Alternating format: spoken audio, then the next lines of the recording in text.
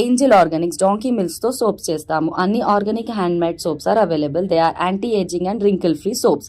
Different flavours లో కూడా దొరుకుతాయి. Cash on delivery is also available. కేంద్ర ఆర్థిక మంత్రి నిర్మలా సీతారామన్ గారు ప్రవేశపెట్టిన బడ్జెట్ గతంలో అయితే అంకెల గారడి అనేవాళ్ళము, కానీ ఈసారి పక్కా ఎన్నికల స్పీచ్ ఇచ్చినట్లుగా ఉంది. పైగా పదేళ్ల కాలంలో తాము అభివృద్ధి సాధించామని చెప్తూ వచ్చారు. ఈ బడ్జెట్ గురించి మాట్లాడాలంటే 10 ఏళ్లుగా వారు ఎంతో అభివృద్ధి సాధించినట్లుగా, ప్రత్యేకించి మహిళలు, పేదలు, యువకులు, రైతులకు ఒక టార్గెట్ చేసి వారి కోసం కార్యక్రమాలు ప్రవేశపెట్టినట్లుగా చెప్పింది. కానీ అది అవాస్తవం. ఎందుకంటే ఈ 10 ఏళ్ల కాలంలో ఆమె పేర్కొన్న వర్గాలు ఏవి కూడా అభివృద్ధి సాధించలేదు.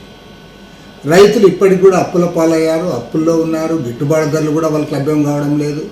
ప్రభుత్వం ఇస్తున్న 6,000, 10,000, 13,000 రూపాయలు ఏ మూలకు చాలదు. వారి అభివృద్ధి జరగలే. ఇప్పటికీ ఆత్మహత్యలు కొనసాగుతూ ఉన్నాయి.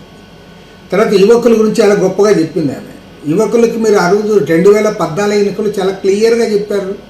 సంవత్సరానికి 2 కోట్ల మందికి ఉద్యోగాలు అన్నారు. 10 ఏళ్లలో 20 కోట్ల మందికి ఉద్యోగాలు ఇవ్వాలి. మరి ఎన్ని కోట్ల మందికి ఉద్యోగాలు ఇచ్చారో మీరు చెప్పలేకపోతా ఉన్నారు. పేదరికం గురించి కూడా మాట్లాడుతూ ఉన్నారు.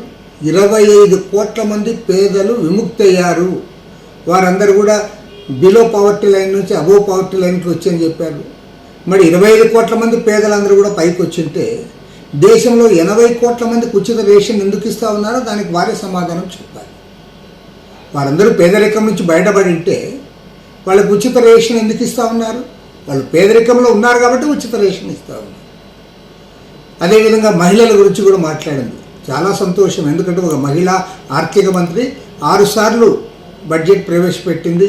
మొరార్జీ దేశాయికి సమానంగా వచ్చింది.